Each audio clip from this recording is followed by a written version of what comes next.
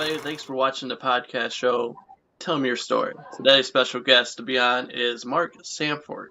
Right? Is that how you say it? Mark Sanford. Yep. Yep. And this is your host, Chris Baker Jr.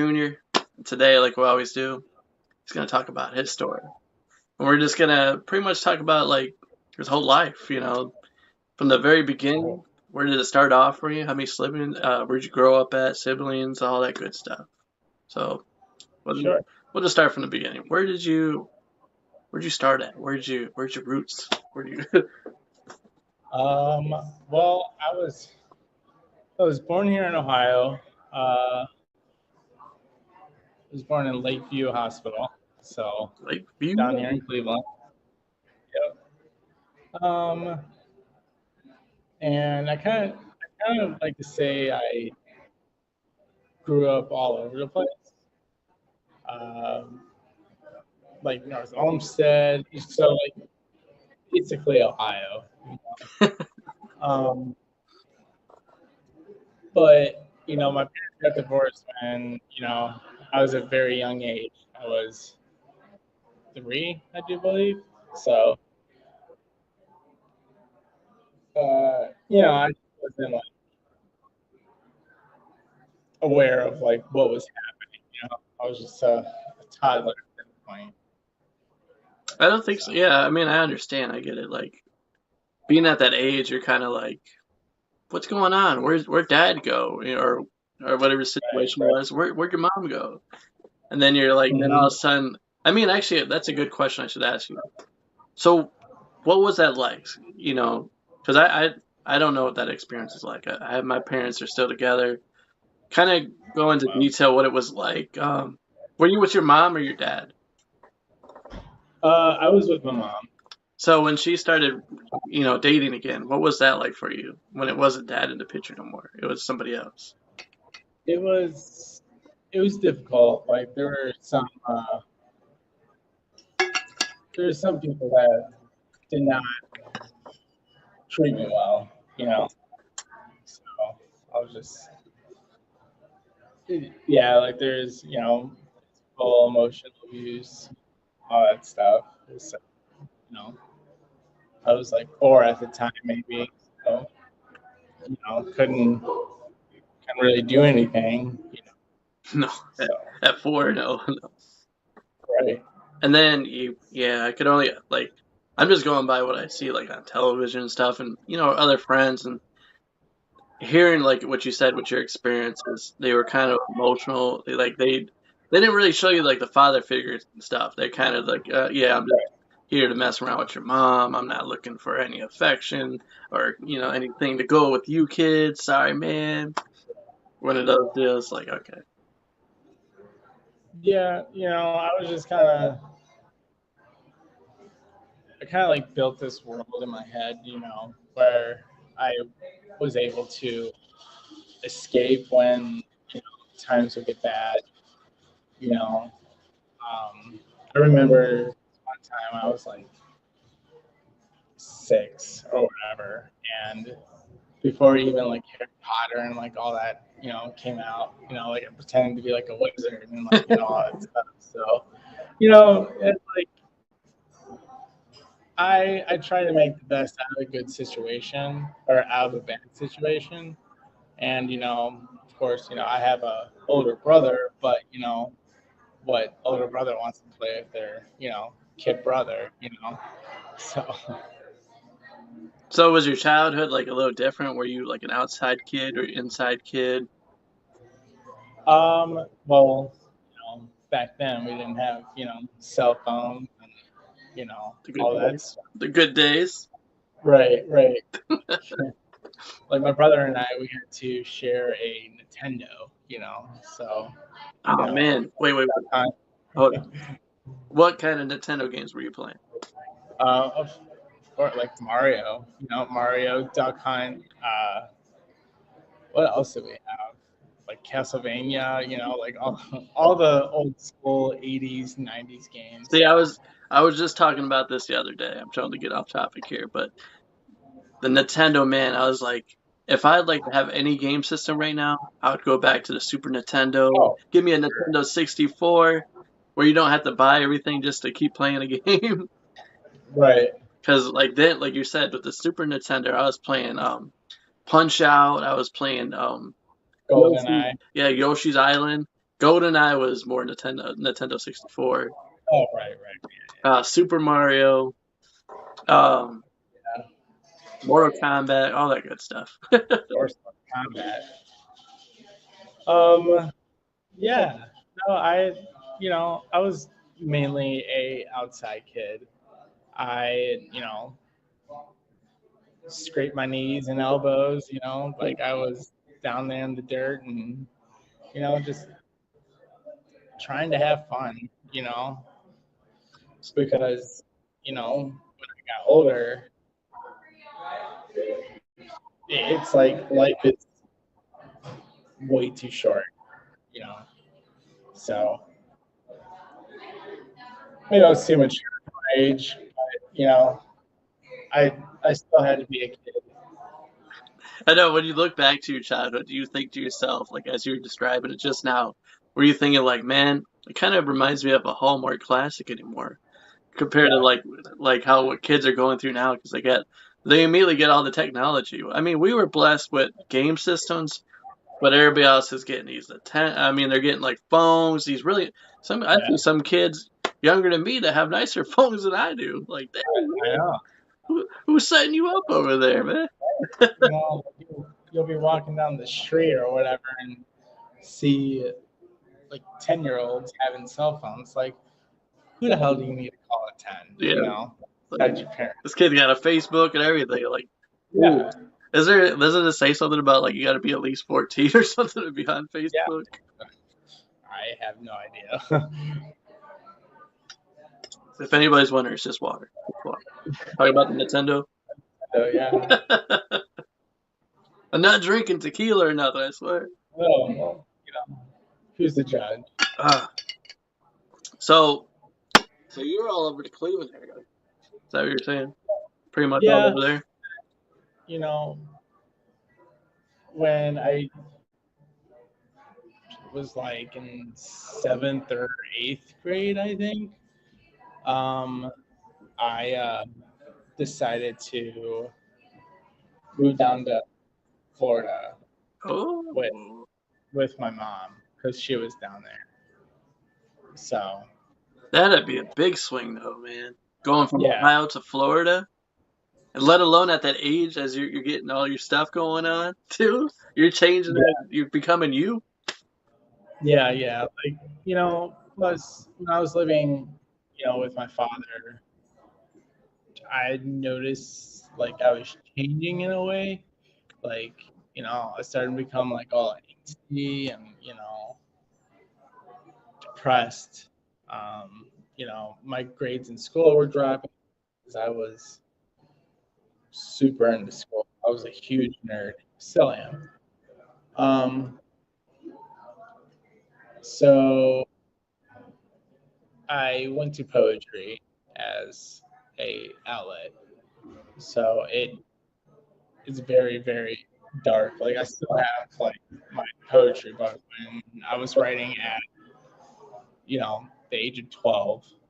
So every once in a while that I can read it, I'm like, oh my god, like this kid, screaming out for help sometimes, and I got the help, but you know, there's that piece that's like still missing, and I don't think people will ever find that. So was it like what's your poetry and everything, and being that you're saying it was kind of dark, but at the same time, was this a lot to do with your parents being split, or was it more on the surface? Probably, yeah. It was probably mostly that, and then some other circumstances. It was just the bullying. Like how crappy kids can be at that age. Yes. It just it wasn't a good feeling, and like I've grown from it, but there's still I think there's still like hurt. Yeah, I mean, mental health and stuff is a very serious thing, man. And And there's nothing you wrong know, about talking about it. I'm comfortable with no, you talking about it. Go ahead. yeah, no, absolutely. Especially in like the industry I'm in, like, I'm a chef down here on East Fourth, and it it's really hard to like get people to understand how mental health is like such a huge thing, and like being a kitchen worker, a server even, or a busser, all the way down to the dishwasher. Like, it's tough, and especially being, an executive chef, it's like you got this added on pressure, like who's gonna call out today, or what we're gonna run out today, or you know, are we gonna be busy, slow? Like, you never know.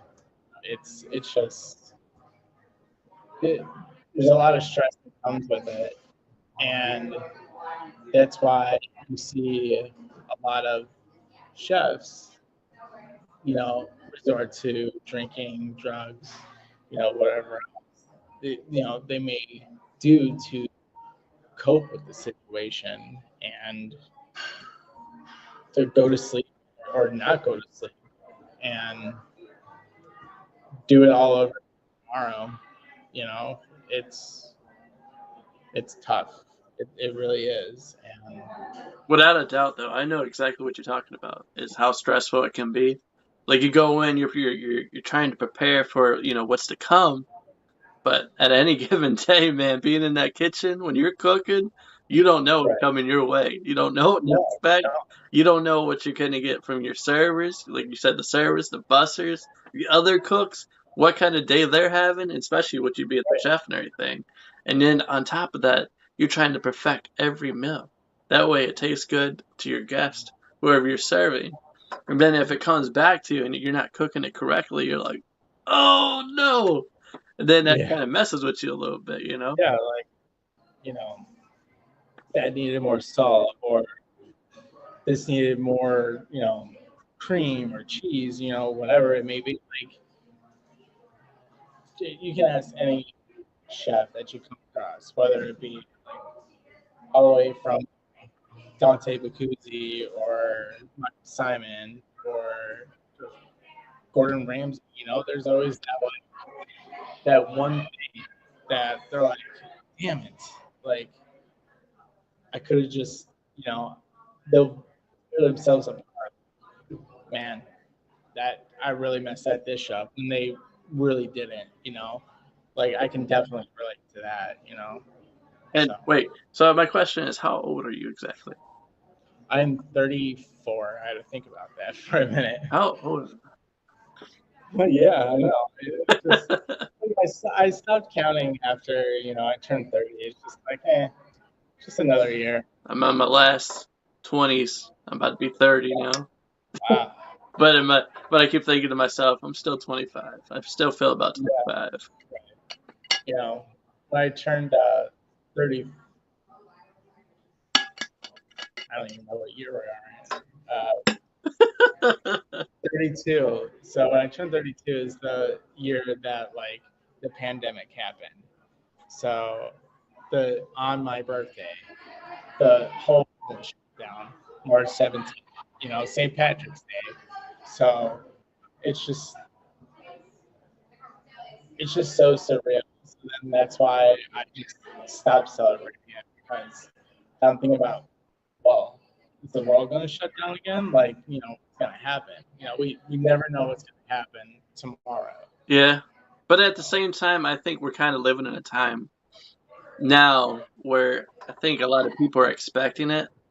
But the people that kind of control the world, I think they're how I see it at least, and respecting everybody's opinion here. But I think they're trying to do their best at not shutting anything down ever again. Because I think Yeah, what would really happen if that came down to it, and say we had to be mandated for masks again, or they decided we're going to shut down for a month, what's going to happen? people are gonna freak out. Yep. And I think they're trying to do their best thing as possible is to stay away from that, so we don't have that problem again. Think of like go back, okay, it hasn't been that long. During that time period, how many people were freaked out and paranoid that the world was ending? Oh my God. So many people. I mean, I I took it as like a welcoming vacation because it was a nice break for the first couple of weeks, and then after, like, I got bored. There's only so much you can do in the house. Read, watch TV, watch every single movie known to man. Like that, like that was it. You know, Yeah, but and then it goes back to the whole mental health thing. You know, but I like was I'm gonna sure. ask you, like during that time period, it was probably more tougher on you because now Sure. do you have like a wife? Are you with somebody or Yeah. so in that time period you were home by yourself? Yeah. Or did you have My somebody?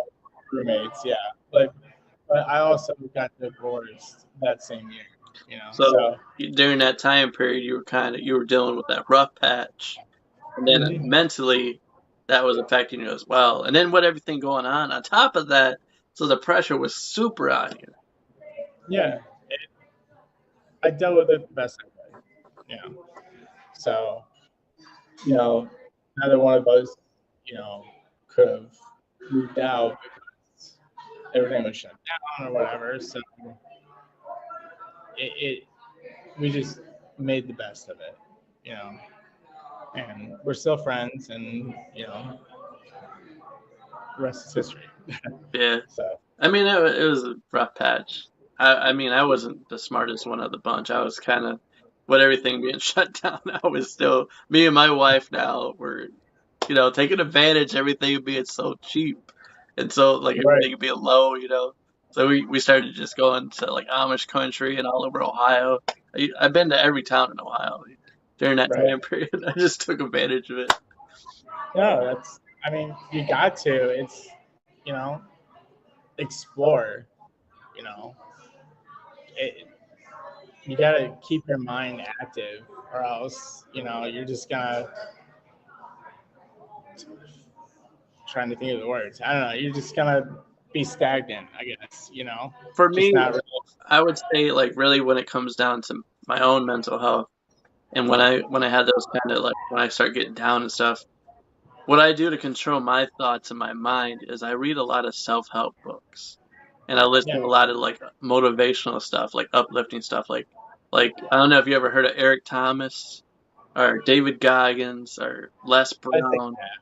Yeah, I listen to a lot of like people that are gonna build me up and sure. encourage me to do other things. And then at the same time, that's what I also like to feed my mind. I like to read books that are gonna continue to feed my mind the right material, the right stuff. What really Right. helped me a few years ago was the book by Norman Vincent Peale, and it's called The Power of Positive Thinking. And that Oh, really yeah. changed my whole mindset on everything when you know, there's negative thinking all the time and dealing with mental issues and all that stuff. Like you said, when you're at work and you just don't know what to expect. Now to me, I've pretty much brainwashed myself to think of nothing but positive stuff. Right. So when it like whatever the situation, whatever's thrown at me, and I'm kind of glad I knew that stuff going into COVID because it really helped in the long run. I was thinking Right. nothing but positive through the whole time. I'm like, what? How can I take advantage of the situation? Everything's shut down. I don't have to worry about the bills right now. How can I do this? And that's pretty much what I did. I capitalized on it, took advantage of it, did what I had to do. Right. You just. I think a lot of people just kind of worked on themselves the best they could, you know, with what they had in the house, or wherever, you know. I feel like somebody's watching right now that deals with the same issues that you probably deal with. Sure. I mean, when you're going through it, when you're dealing with your issues, how do you calm yourself? How do you pull yourself out of the run? Um, Honestly, I either listen to music or I cook, and that's that's what I like to do. I love to cook. I love to listen to music. I I don't know. I used to journal a lot. Writing was a good outlet for me, just to like write down all the thoughts that were just like running through my head, and whether or not it makes sense on paper, it um, it like kind of like took it out of my head and just set it there, and so it that helped, you know, when I was going through it. But definitely, my top two are music and cooking. Man, dude, you got that clean cut. Who does it for you? Oh, I was trying to make an appointment with my barber like super early this morning because I had to work at 10, which is where I'm still at. And he just wasn't getting back to me, so I went to Cost Cutters in Parma. So Dude, it's clean, man. They did a yeah, I good know. job. They got the good sides over there. Yeah, she did a great job, you know. You just And then you slick it in the front. How do you do it? yeah, no, I usually just kind of slick it back a little bit. Um, but as I was going to work, I was like, can you like just rinse my hair off, and like just like, that brief like minute and a half, 2 minutes. I was just like, you know what? I can be a little late to work today, because I'm doing something for me. Got that So celebrity chef look, man. You get I'm top dog over here. Watch out. trying, trying. So hold on, I want to step back just a little bit. Um, Sure. so have you always been into cooking? What got you into the industry? Yeah. I mean, I've I probably started like my love of cooking when I was in the kitchen with my grandmother. She she was full blood Italian, like fresh off the boat from Calabria. It's just it was just really cool to watch her like put all this stuff together and for it to come out so amazing and like just kind of I don't know. It was just like watching like an orchestra, like every component has its job and they all come together and perform this great symphony. And so like I started learning how to make pasta dough and pizza dough and all that stuff. And I was 8, 9, 10. It was great. And I had a great time. And I just kind of picked up some stuff along the way, and then became a teenager, and I was like, I ain't doing this stuff anymore. So you know then I started to like get into computers, but I was like, I kind of still want to cook a little bit. Um, but on TV, like, really didn't see too many people cooking on TV. Like who do we have? Emerald, or and like Paula Dean, all those people, and like they didn't really get the name, like to say like that was okay. It's okay to do as a career. Um, but then you would see all these TV shows, all these commercials for tech. So I was like, okay, well, maybe I'll go into the tech field. Yeah. So going into high school, it's just like, everyone's trying to figure out like who they are, like what they want, what they like, and on top of people dealing with that, they have to start thinking about college. And like as soon as they get into it, and it's just like, can the world like just stop for a second, you know? So I eventually I ended up going to ITT Tech and have a degree in computer programming. But during that time, I was working in multiple restaurants. I started off as a dishwasher, as every chef does, is like, we start off as dishwashers Yep. and you work your way up. That's what you have to do.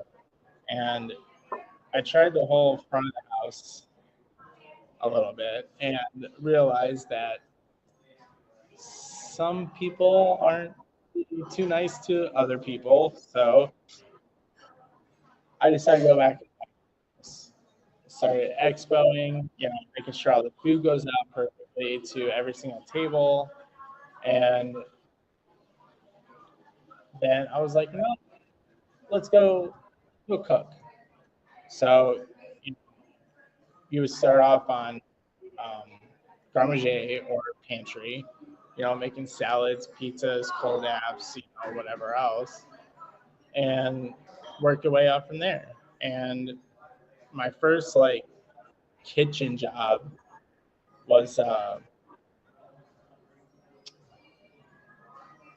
wow, it's a far way to look back. It was the Winking Lizard in Brunswick. I opened up that store when they were building it, so I was training at the one in Fairlawn, and then at Peninsula, Winking Lizard, and then it was time to open up the Brunswick Winking Lizard, and it was like kind of like that adrenaline rush you get when you're like a kid opening up like biggest present, on Christmas. That's how I felt every single day. It was packed. I was getting this adrenaline rush. I'm like, wow, What's going on? I'm going to school tech, but I could be in restaurants for the rest of my life. Like I love the adrenaline rush it gives me. Keeps me on my toes. Can you still dissect a computer from the tower all the way to the bottom? Uh, maybe. You still got I the mean, skills to do it? maybe. I mean, if I look at it, I can probably like take it apart, put it back together because I'm that kind of person. Like, even if I like work on my own car, I watch a lot of YouTube, and that's how I learned how to do most of the stuff that I do, like fixing my dryer 3 times because the thermal fuse broke, or like uh, I'm trying to think of the word. Anyways, and then changing the belt on like the dryer or changing a thermostat. Like I just I like to learn new things. Be full of useless knowledge. Just in case I'm doing trivia night. Wherever. You know, I'm the guy. Me and you, man, are in like the same boat. Like, Yeah, I feel it, dude.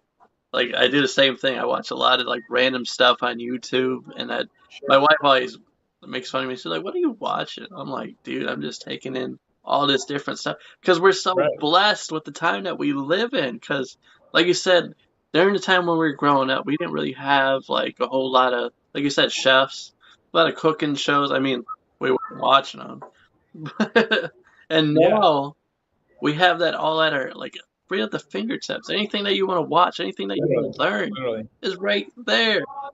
And that's what I Hmm. love about today. Like I also find it kind of funny how like people in their like upper 20s to like mid 30s and up, we're like, who is that actor? Like, we'll all like sit there and think about it, and then we're like, you know what? We have like a Boom. computer. We have a computer.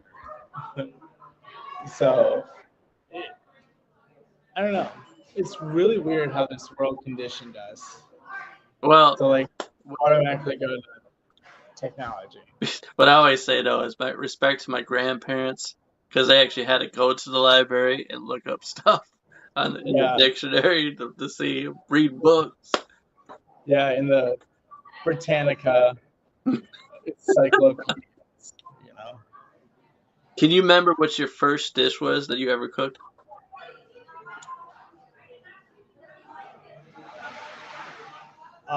It was Big CD. So I, I didn't really perfect the pasta sauce, so I kind of just like used like half of like a canned sauce, and then half of like what my grandmother showed me, because she only told my mom what the recipe was.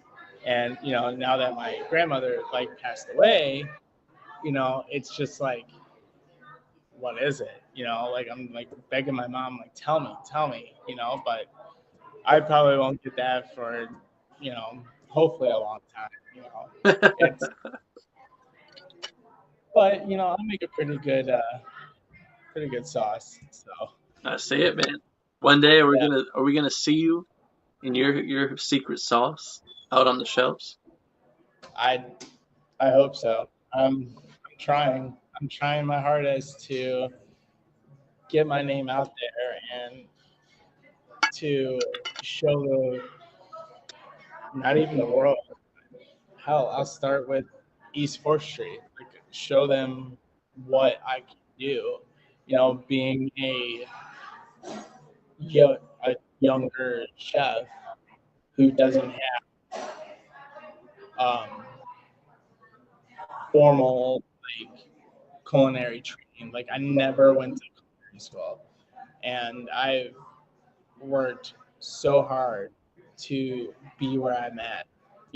Putting in the 12, 13, 14, 15-hour days, just scrubbing floors, my hands and knees, just doing what I can to gain the respect of the chefs I did work for and to prove to them that I can cook and that when I do, I cook with conviction and I cook with love. Like that's the key ingredient is love and food. All right, let's put you to your word, man. Let's make you Uh, famous real quick. I Represent hope your so. place right now. Where are you cooking at?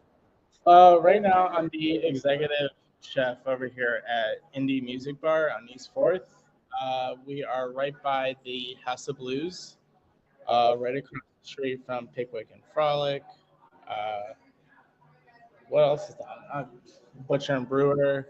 There's a lot of places down here, but everyone on the street has their different types of food, and mine, since I have like a very limited kitchen staff, because it, I try to make the menu easy and simple, but also tastes really, really good.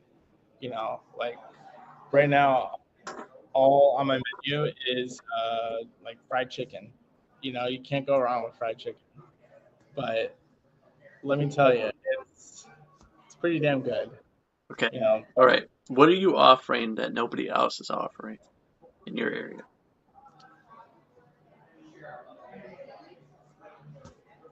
a sense of community. Honestly, like I don't allow our employees to call our guests customers because they are not customers. They are guests into our home, and we should treat them like they're your mom, dad, brother, sister, cousin, whatever, best friend, partner, spouse, whatever. Like they're here to have a great time and to enjoy a great meal. Um, and to enjoy the atmosphere. I mean, I'm sure you can see behind me. There's like uh, there's uh, music posters all over the place. Like it's part of the owner's personal collection. I mean, we have trying to Radiohead posters. We have My Morning Jacket posters. Bright Eyes. All kinds of different posters here. Like it's really cool to look at all the artwork. Um, and it's really cool vibe. I mean, we play music all day, and it's really chill. And I feel like the guests can see that everyone here is actually. I don't want to use the word more down there, because all of us, we all enjoy the same music that we're playing, or we all have the same interest, and like it's. And I try to get people excited about food. It Food's the way, I don't know, to the heart. But that's your passion, man. That's what you're all about. Yeah, it is. It is. It honestly is. I eat, sleep, think about food 24/7. That's all I do. Like I come up with weekly specials every like I'm like, what can I bring in that I think will sell? Like right now I have a pork chop on there, with uh, lobster mashed potatoes. I have some asparagus on it, uh, and then I bring in like my Italian roots. I have a pasta bolognese, and I have uh, it made with like Cajun toast instead of garlic. Uh, what else? I have mai on the menu. I have salmon. I mean, you can't go wrong with salmon. Throwing down in the kitchen. Yeah. I got really good cuts of steak, and shrimp. I got crab. It's I, I like to do crazy things with food. Like if I make up the specials and I tell them to the servers and bartenders, hostesses, even the bussers, like everyone should know like what the specials are. And they're like, "Really?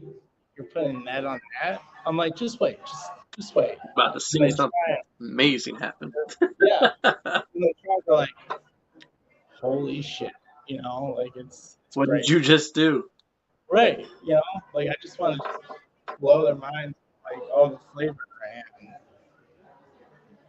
and just kind of want them to taste the love and the hard work and the time that I put into creating these dishes, from the time I write it down on paper to the time I get it in on the truck to the time it goes on the plate till it goes out to the guest. That's.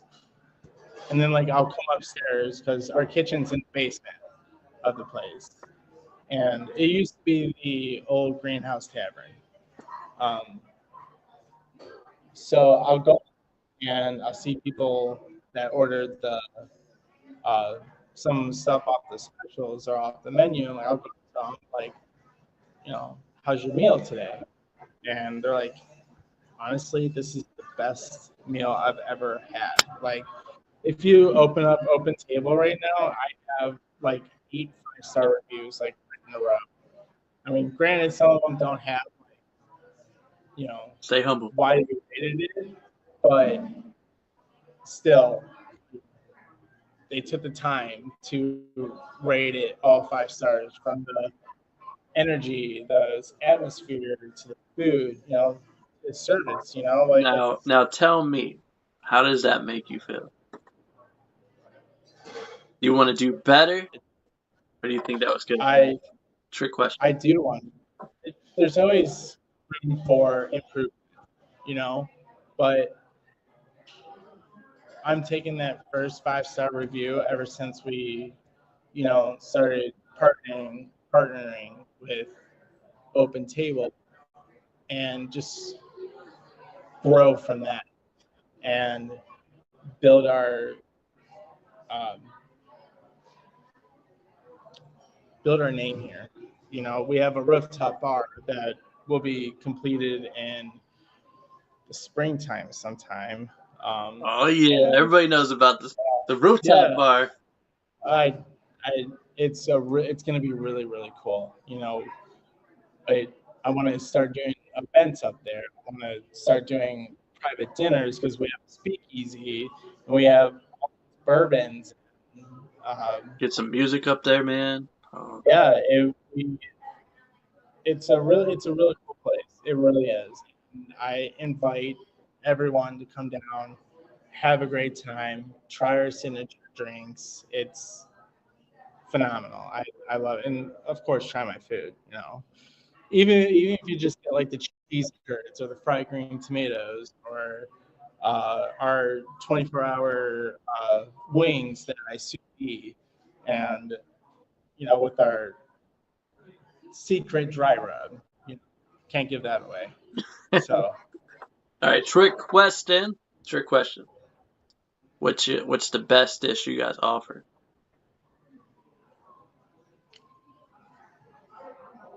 Don't slip up. You're supposed to say everything, man. Everything's the best dish. yeah, well, like that's such a common answer. I don't want to be like that egotistical chef. Everything's good, but this Right, is well, the no, best. everything's good, but I put a soup on the menu that I made. It, it's so good. It's a dumpling soup. Dumpling soup. I Chicken dumpling soup or just dumpling? just dumpling soup.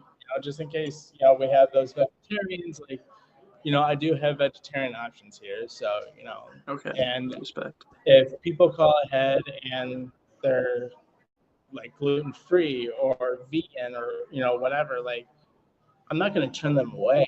Hell You know, no. I'm going to try and accommodate every single guest that comes into this door the best I can. Okay, But it's so good. It's so good. what are the hours to your restaurant? We are open for lunch at 11:30, and we are open until 10 o'clock Monday through Thursday. Friday and Saturdays we're open till midnight. But Saturdays and Sundays though we have brunch. So we start brunch at 10 o'clock, and it's pretty good.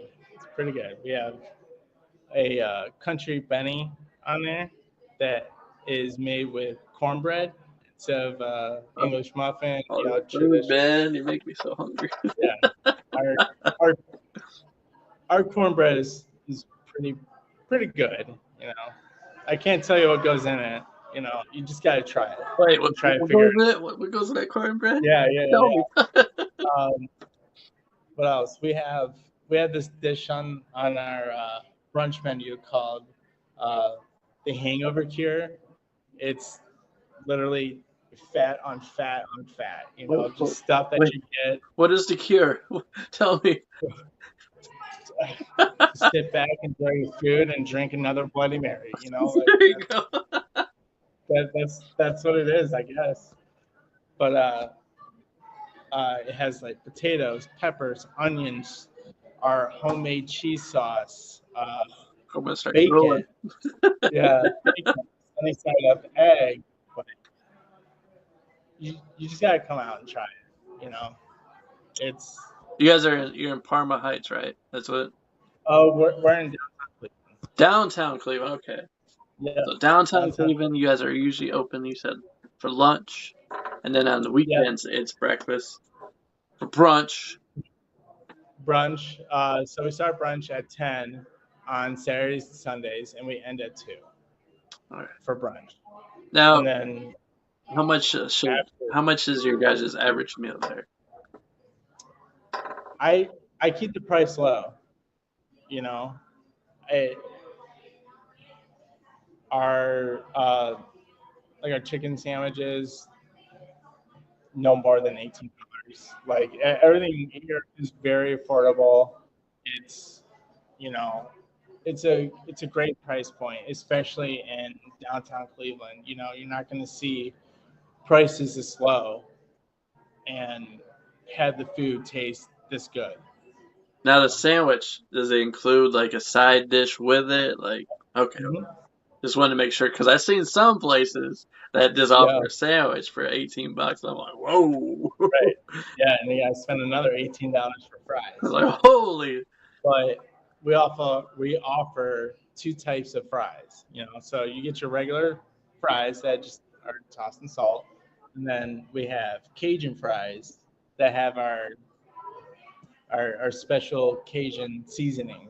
That is you guys got other very special seasonings, man, special things going on. I'm gonna have to stop in there. yeah. Everything here is uh, it's we're a scratch kitchen, so I don't buy anything pre-made. Everything here is homemade. You're gonna feel like you're at home. All my cooks, they're all very talented and they know what they're doing. I'm not gonna hire just somebody who doesn't really have the same passion as me. So everyone down there has the same goal, and that goal is to take care of our guests because the guests always come first. And without them, I wouldn't have a job. The servers wouldn't have a job. Nobody would have a job here. This place wouldn't be here if it wasn't for our guests. And so I see some of our regulars come in 2, 3 times a week. They'll come in the beginning of the week, for lunch, their lunch break, and I'll see them again during brunch. And it's great to see them. Like I'll stand up here and talk to them for a little bit, and then you know invite them back to at dinner time to try the specials. It's it's great, and I try to make people feel good, and the way to do that is through food. Yeah. All right, as we begin to wrap this thing up, man, I just want to simply say thank you for coming on and Sure. give me some of your time out of your busy schedule. Like you said, you're working about 14, 15 hours a day. Yeah, yeah, and I still got to write out my specials for next week and write out the specials for this week still because I got in some new fresh ingredients, so that I'm gonna add on. So I'm really excited. I just want to say it's truly an honor just to have you on, just to hear, Sure. just what goes on in daily life, just learning about you yourself, and then your passion for cooking, your poetry. That's actually what I want to ask before we wrap this thing up, Hmm. because I know a lot of people that write poetry, but now do you have a secret gift that you can rap? Can you rhyme? Can you Oh God, no. freestyle? No, no, no, no. So like the way my poetry is or was, it it doesn't rhyme, but it makes sense because poetry doesn't have to rhyme. It No. could be it can be anything. It could be like 2 words. That's poetry. Um, and it I don't know, just makes you feel good. And yeah, I I'm always here, so I'll always be here. And Even yeah, when the lights turn off, you're still there. I'm just playing. sometimes. Um, but I don't know. I like restaurants. I do. I've learned every. I made a goal to learn every single job in the restaurant, all the way from the dishwasher to the bartender to an AGM to the general manager. So just in case somebody is out, I'll jump in there and do it Respect because for that's that, what we man. have. That's a lot. Right. That's what we have to do, and it's what we have to do for our guests. All right, as the year is wrapping up and we're ending 2022, just to let you know, that's the year we're in right now, 2022. Yeah. What's your goals coming for the upcoming year? You got anything?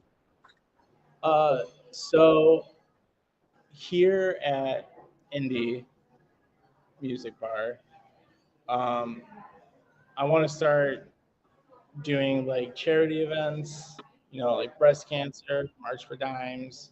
I want to talk to other chefs, try to get them involved as well. Like I know you actually talked with a Todd Whitman, um, so I got in contact with him. So I think we're gonna start doing some things and trying to get, you know, Oh, have you talked to Michael Killick at all? who? Do you know Michael Killick? I do not. He's out in that area too. He's kind of becoming a big thing too. Yeah. So he'd be a good guy to like get a hold of on LinkedIn and talk to him too. What Todd Whitman? You guys are all. He used to be a chef too. He's known for opening places as well. So if you could get in Yeah. touch with him and possibly get something building right there. Yeah. And, you know, I also want to start doing events here, and do really, really creative menus for it and have exclusive bourbons or exclusive beers, wines, whatever, and just have a good time and enjoy with food.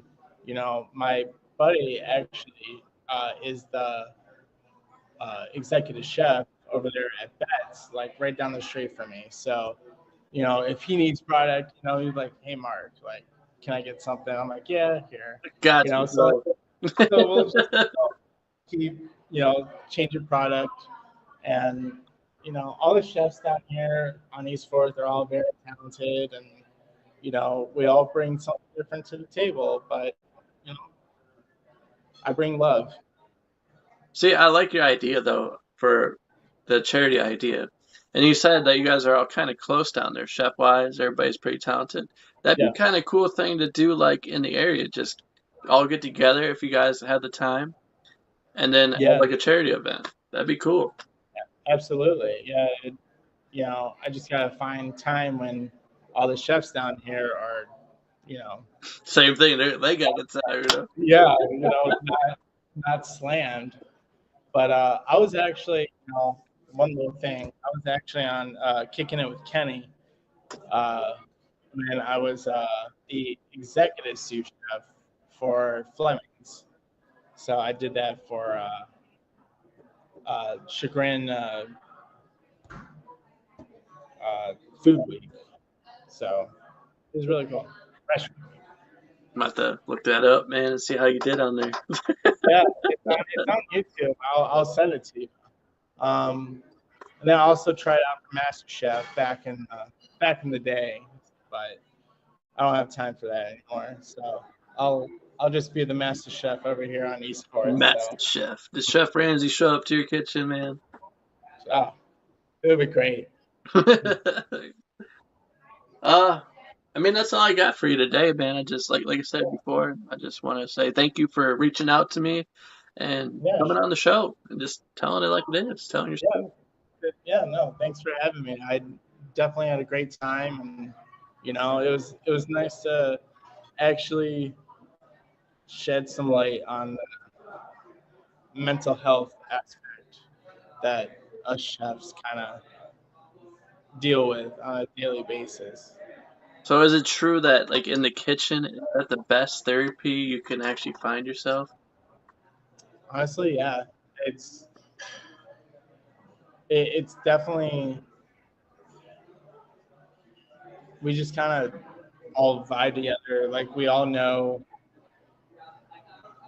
what we're going through, like silently. Like we're not, telling each other's problems out of respect, but you can also tell when someone's having a bad day, and That bond, man, you just become family. You guys know.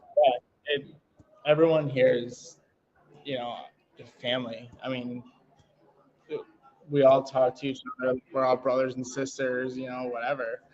And it's a nice sense of community. And like you So said, like you always say though, is like you had that chemistry with the whole team, man, and it builds the culture. And that's what's keeping you guys thriving. That's why your place is booming. That's why it's happening for you. yeah, last weekend was like one of our busiest weekends.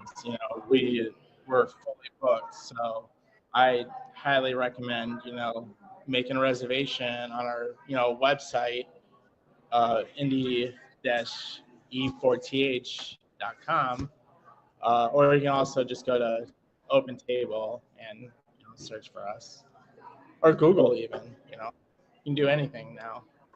All right. Or South. With New Year's coming up, did I need to book a reservation for you, or? Yeah, I recommend it. I recommend it.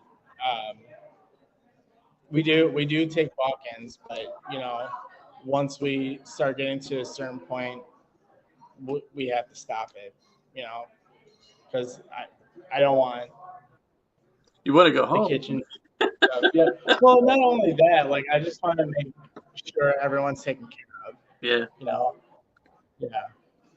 All right. That's my main goal. Is take care of everyone. So do you have any ideas what dish you're going to be serving that day?